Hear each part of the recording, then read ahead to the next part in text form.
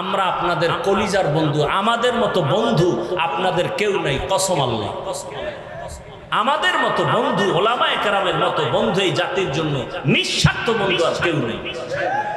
আধা মিনিট একটা উদাহরণ দিই, জানলে জবাব দিবেন, না জানলে চুপ থাকবেন। সরকারি যারা চাকরি করে, বেসরকারি চাকরি করে, প্রতিদিনের ডিউটি কত ঘন্টা জানলে বলেন? বলেন না কেন?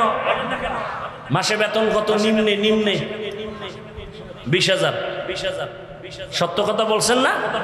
20,000 টাকা বেতন, 8 ঘন্টা ডিউটি। আপনাদের অত্র অঞ্চলের ইমাম সাহেব আসেনি মসজিদে, ডিউটি কয় ঘন্টা প্রতিদিন? বলেন বলেন বলেন, বেতন কত? আল্লাহ বিবেক দিছে, বিবেকরে জিজ্ঞাসা করেন তো, এর থেকে জুলুম জমিনে আর আসেনি? এরপরে এত জুলুম করার পরও হুজুরেরা গালি দেয়।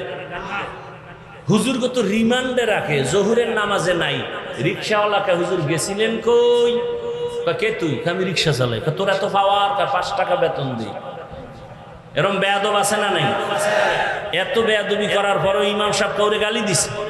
মোনাজাতটা দিলেই দোয়া, এলাকায় শান্তি দাও, অসুস্থ রোগীরে সুস্থ বানাও, কবরওয়ালাদের জান্নাত দাও, ব্যবসায়ীদের বরকত দাও। এরপরও ঘুরে ফিরে হুজুর খারাপ, হুজুর খারাপ, হুজুর খারাপ যারা কয়, ওর রক্ত খারাপ, রক্ত খারাপ, রক্ত খারাপ।